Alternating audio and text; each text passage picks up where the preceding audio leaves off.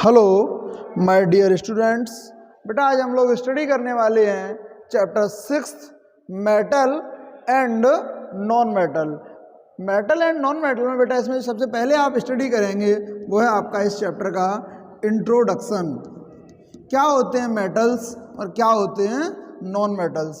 सबसे पहले आप मेटल और नॉन मेटल को स्टडी करेंगे फिजिकल प्रॉपर्टीज के बेसिस पर, फिजिकल प्रॉपर्टीज के बेसिस पर। और फिजिकल का सीधा सा मीनिंग ये है कि ये मेटल आखिर दिखते कैसे हैं।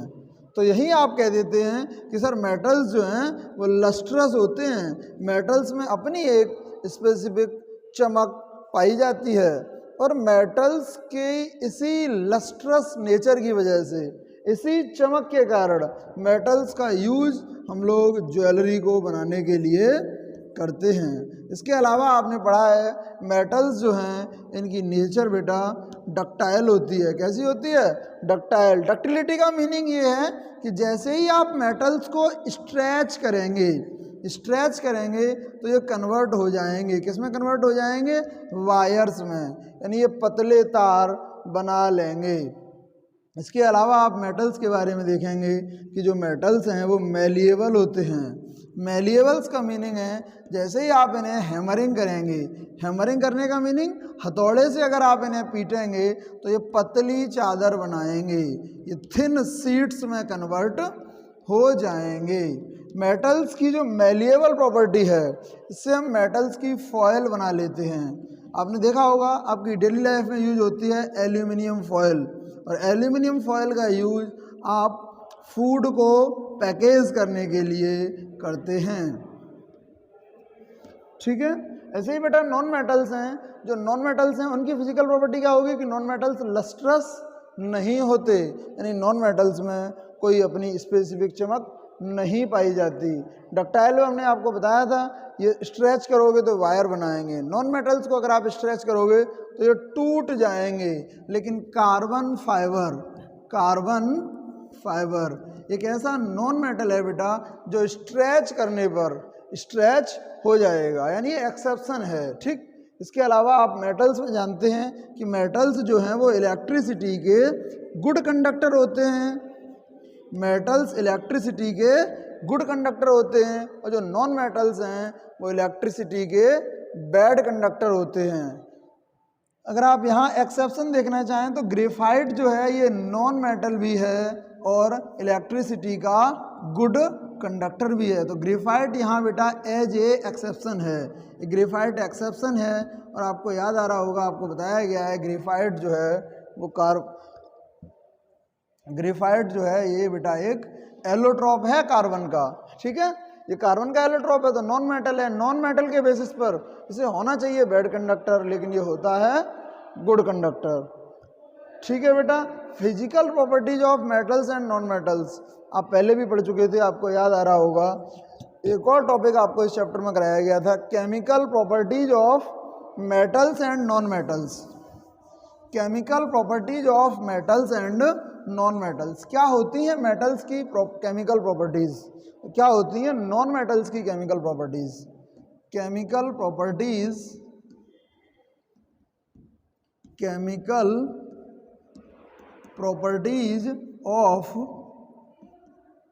Properties of metals and non metals. देखो फिजिकल प्रॉपर्टीज तो वो होती हैं जो बाहर से दिखाई देती हैं, और केमिकल प्रॉपर्टीज ऐसी प्रॉपर्टीज हैं, ऐसी प्रॉपर्टीज बेटा जो आपको दिखाई तो नहीं देंगी लेकिन इनका अपना कोई ना कोई बिहेवियर होगा जो इंटरनल होगा, जिसे आप स्टडी करेंगे।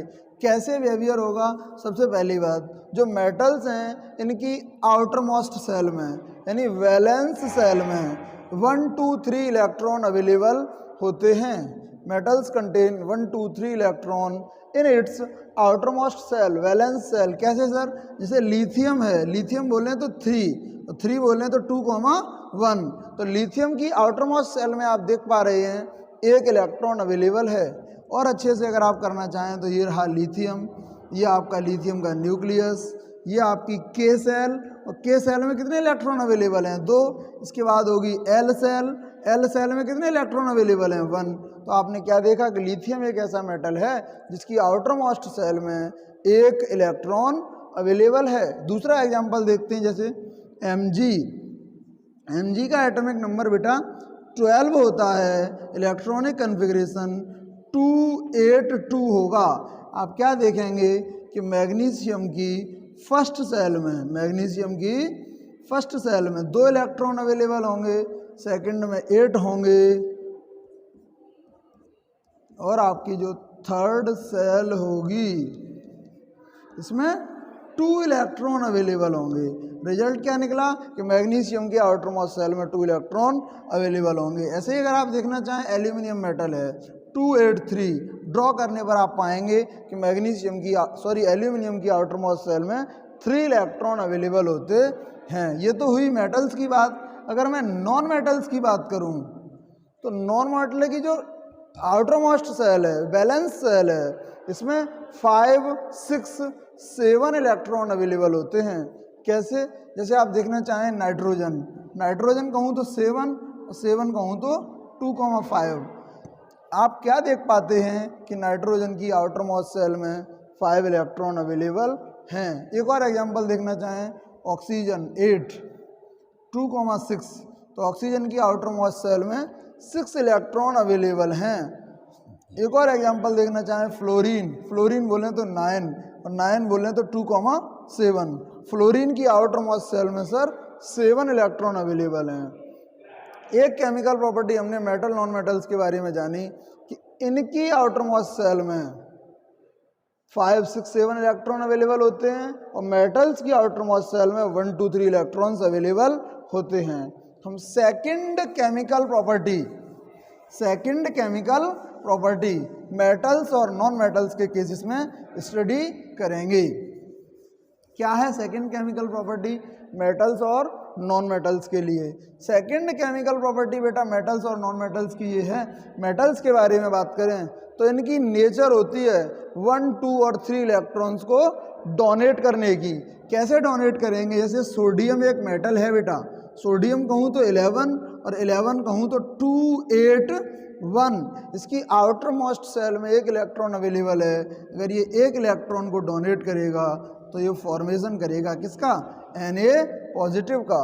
एक और दूसरा एग्जांपल लेना चाहें, Mg कहें तो 12 और 12 कहें तो 282। ये इलेक्ट्रॉन अगर डोनेट करेगा तो 2 इलेक्ट्रॉन डोनेट करेगा। जब 2 इलेक्ट्रॉन डोनेट करेगा तो Mg2 पॉजिटिव का फॉर्मेशन हो जाएगा। ऐसे ही बेटा अगर नॉन मेटल्स के केसेस में बात की जाए तो ये 1, 2, 3 इलेक्ट्रॉन को डोनेट करते हैं। जो नॉन मेटल्स हैं वो 1, 2, 3 इलेक्ट्रॉन को एक्सेप्ट करते हैं। कैसे करेंगे? जैसे ये आपका F बोलूँ तो 9 और 9 बोलूँ तो 2,7। ये इसने 1 इलेक्ट्रॉन एक्सेप्ट किया और ये अपना ऑक्टेट कंप्लीट कर लिया। F नेगेटिव हो जाएगा और यहाँ जो इलेक्ट्रॉन्स होंगे 2,8। ठीक।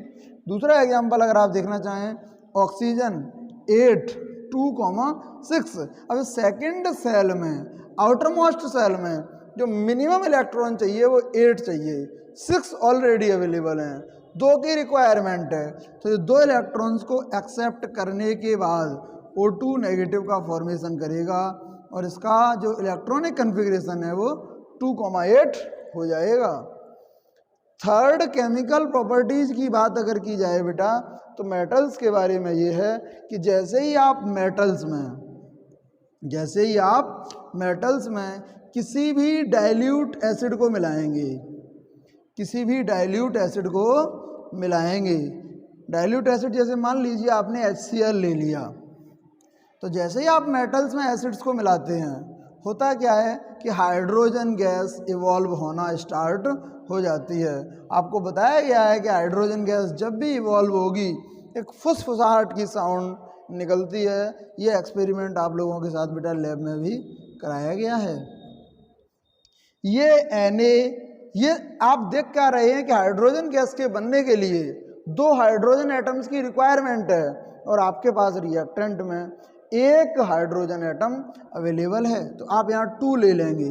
अब क्या हुआ बेटा, एक Na बचा है और Cl बचा है। सोडियम और क्लोरीन का फॉर्मूला मुझे मालूम है, workout formula sodium chloride NaCl होता है।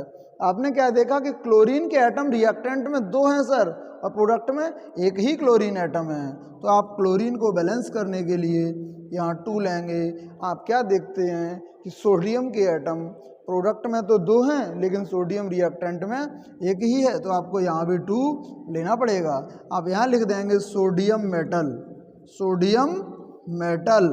बेटा ये आपका हाइड्रोक्लोरिक एसिड है, ये सोडियम क्लोराइड बन गया। क्या बन गया? Sodium chloride. तो थर्ड केमिकल प्रॉपर्टी मेटल्स के विषय में क्या निकल के आई कि जैसे ही मेटल्स की रिएक्शन डाइल्यूट एसिड के साथ होगी, हाइड्रोजन गैस रिलीज हो जाएगी और ये आपका सॉल्ट बन के तैयार हो जाएगा।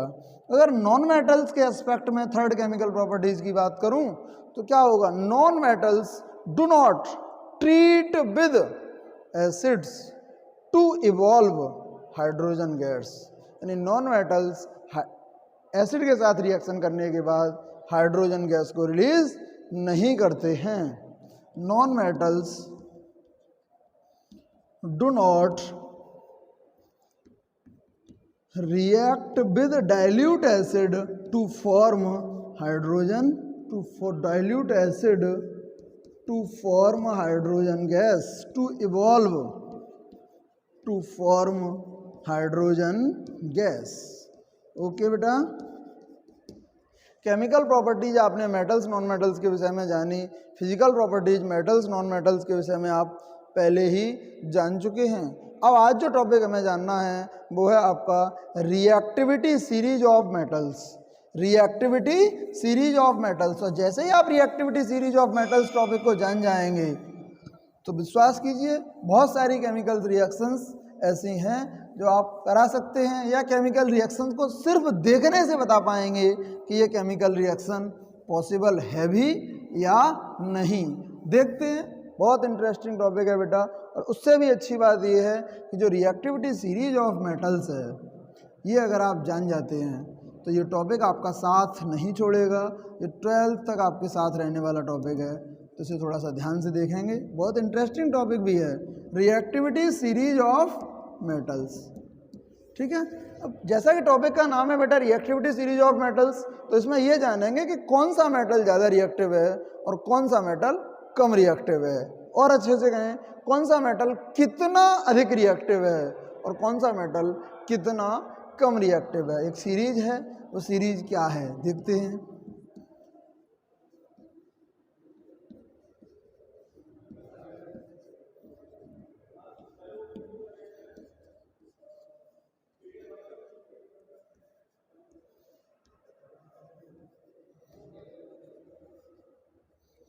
आप जानते हैं के जो है ये पोटेशियम को रिप्रेजेंट करता है, ये जो Na है बेटा ये सोडियम को रिप्रेजेंट कर रहा है, ये बेटा Ca कैल्शियम को रिप्रेजेंट करता है, Mg मैग्नीशियम को रिप्रेजेंट करता है,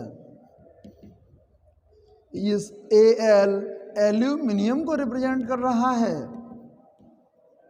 Zn जिंक को रिप्रेजेंट करेगा, Fe आयरन को रिप्रेजेंट करेगा, Pb लेड को रिप्रेजेंट करेगा, H हाइड्रोजन को रिप्रेजेंट करेगा, Cu कॉपर को रिप्रेजेंट करेगा और आपका Hg मरकरी को रिप्रेजेंट करेगा, Hg मरकरी को रिप्रेजेंट करेगा, Ag सिल्वर को रिप्रेजेंट करेगा और Au गोल्ड को रिप्रेजेंट करेगा। ठीक, कोई नहीं। अब देखते ही हैं कि इनमें इसी सीरीज है, इसमें कौन सा मेटल ज़्यादा रिएक्टिव होगा और कौन सा मेटल लीस्ट रिएक्टिव होगा, कम रिएक्टिव होगा। तो आप देखते हैं Au सीरीज में एक तरफ है और आपका K इसी सीरीज में दूसरी तरफ है। आपको क्या लगता है कि K और Al, K और Au इन दोनों में कौन मोर रिएक्टिव होगा? आपने देखा था गोल्ड जो आज से 5 साल 7 साल पहले मम्मी खरीद के लाई थी, आज भी वह गोल्ड उतनी ही शाइनिंग रखता है जितनी शाइनिंग इसमें आज से 1 साल पहले थी। या इसकी शाइनिंग में डिफरेंस तो आया, बहुत अधिक डिफरेंस नहीं आया।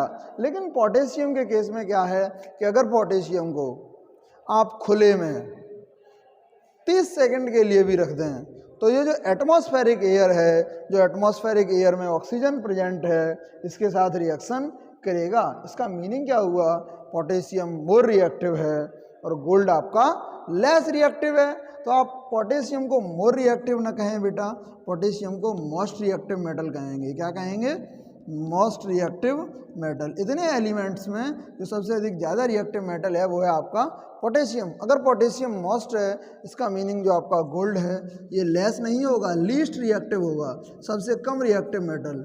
इसे आप कहेंगे लीस्ट रिएक्टिव मेटल। अब आप देख क्या पाते हैं कि जैसे ही आप इस सीरीज में ऊपर से नीचे की ओर चलेंगे तो क्या होगा, मेटल्स की रिएक्टिविटी डिक्रीज होगी या इंक्रीज होगी। ये मोस्ट रिएक्टिव था, ये लीस्ट रिएक्टिव था, तो आप सोच रहे होंगे कि रिएक्टिविटी सर डिक्रीज हो जाएगी, तो यहाँ लिखेंगे decreasing order of reactivity, decreasing order of reactivity, decreasing order of reactivity. यहाँ से बेटा अगर हम नीचे से ऊपर की ओर चलें इसी ऑर्डर में तो आपको क्या लगेगा कि अब की बार इंक्रीज हो जाएगी, तो आप यहाँ लिखेंगे increasing order of reactivity, increasing order of reactivity, increasing order of reactivity. अब आप देख क्या पाते हैं कि जो हाइड्रोजन है इससे इतने एलिमेंट ऊपर हैं, हाइड्रोजन से इतने एलिमेंट ऊपर हैं, तो आप बताइए ये एलिमेंट हाइड्रोजन से ज़्यादा रिएक्टिव होंगे या कम रिएक्टिव होंगे। सर मोस्ट रिएक्टिव को ऊपर रखा है तो डेफिनेटली ये एलिमेंट्स हाइड्रोजन से ज़्यादा रिएक्टिव होंगे, तो इन्हें आप कहेंगे more reactive than hydrogen, more reactive than hydrogen. कुछ एलिमेंट्स ऐसे भी तो हैं जो हाइड्रोजन से इसी सीरीज में नीचे हैं, तो इन्हें क्या कहेंगे, less reactive than hydrogen, less reactive than hydrogen. ये एलिमेंट्स ऐसे हैं जो हाइड्रोजन से कम रिएक्टिव हैं। कुछ बच्चों के मन में क्वेश्चन आ रहा होगा, सर हाइड्रोजन को बीच में ही क्यों रखा है। भैया जी हाइड्रोजन को बीच में नहीं रखा है, हुआ क्या कि हाइड्रोजन कुछ मेटल्स से अधिक रिएक्टिव था और हाइड्रोजन कुछ मेटल्स से कम रिएक्टिव था। आप तो रिएक्टिविटी की सीरीज लिख रहे थे, रिएक्टिविटी की सीरीज लिखते समय जब हाइड्रोजन की रिएक्टिविटी मॉडरेट होगी तो हाइड्रोजन को बीच में ही रखना होगा। उम्मीद करता हूँ यहाँ तक आपको समझ में आया होगा। दिक्कत ये आई कि सर हम याद कैसे रखें, कैल्शियम एल्यूमिनियम से ऊपर है या आयरन आपका एल्यूमिनियम के नीचे है, सर हम इसे भूल जाएंगे, इसे याद रखना आसान नहीं है। के फिर याद रखने की एक छोटी सी ट्रिक है, के को आप याद रखेंगे कहाँ से, काशी से। एन ए के लिए आपने ले लिया वर्ड नाथ, सी ए को आप रिप्रेजेंट करेंगे का वर्ड से, एम जी के लिए आप एक वर्ड ले लेंगे माली, ए एल के लिए आप एक वर्ड ले लेंगे आलू, जेड एन के लिए भी आप एक वर्ड ले लेंगे जरा, एफ ई के लिए एक वर्ड ले लेंगे फीके, पी बी के लिए आप एक वर्ड ले लेंगे पकाता, एच के लिए आप एक वर्ड ले लेंगे है, सी यू के लिए आप एक वर्ड ले लेंगे कौन, फिर एच जी के लिए आप एक वर्ड ले लेंगे है, ए जी के लिए आप एक वर्ड ले लेंगे आगे, और ए यू के लिए एक वर्ड ले लेंगे बेटा आओ। क्या सीरीज बनके तैयार हुई, काशीनाथ का माली आलू जरा फीके पकाता है। अब कोई बच्चा बाबा विश्वनाथ के दर्शन करने गया, लेट हो गया वहाँ, तो अब वो वहीं रुक गया है बाबा के दरबार में, तो अब वहाँ माली जी ने उन्हें आलू खिलाए और वो कह रहे हैं कि आलू थोड़े से फीके हैं। अब आप बताओ भला ऐसा कौन व्यक्ति होगा जिसका बनाया हुआ भोजन पसंद ना आए और उसे बुरा न लगे। तो माली ने क्या रिपीटिशन दिया, कौन है आगे आओ।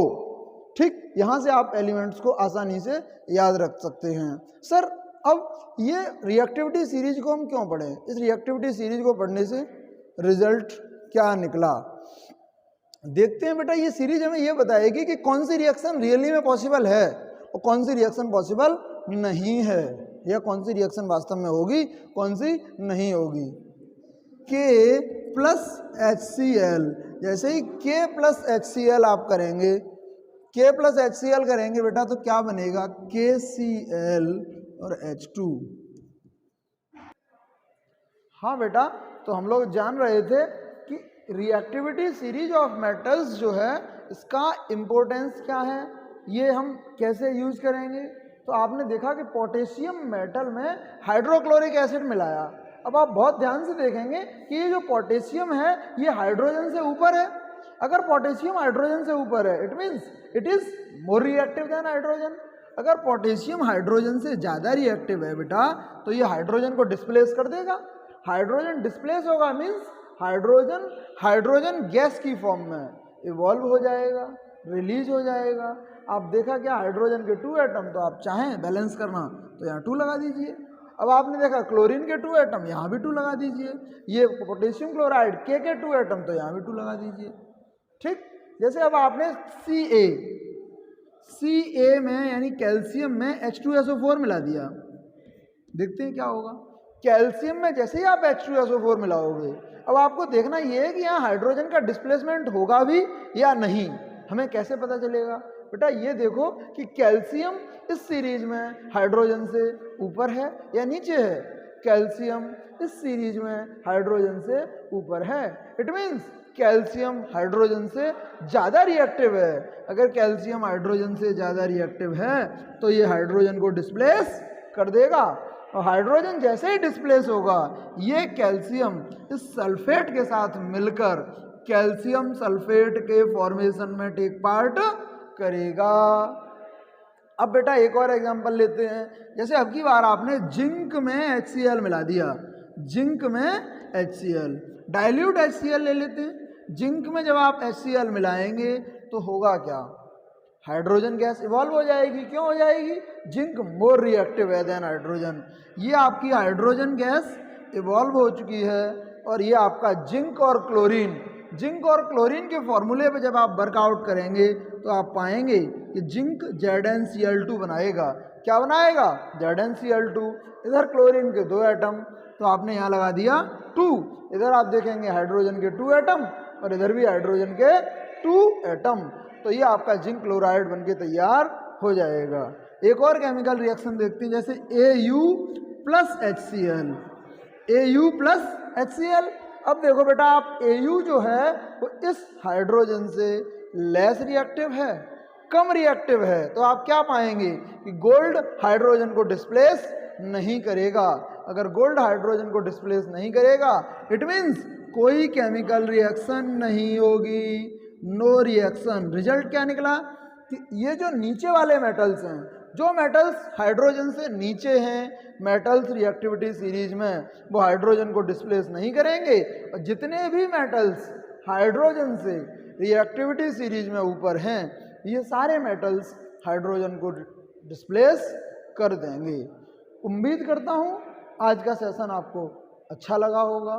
फिर भी इस में कहीं भी कोई भी दिक्कत आपको समझने में आती है आप मुझे कमेंट सेक्शन में बताइए। Okay, thank you.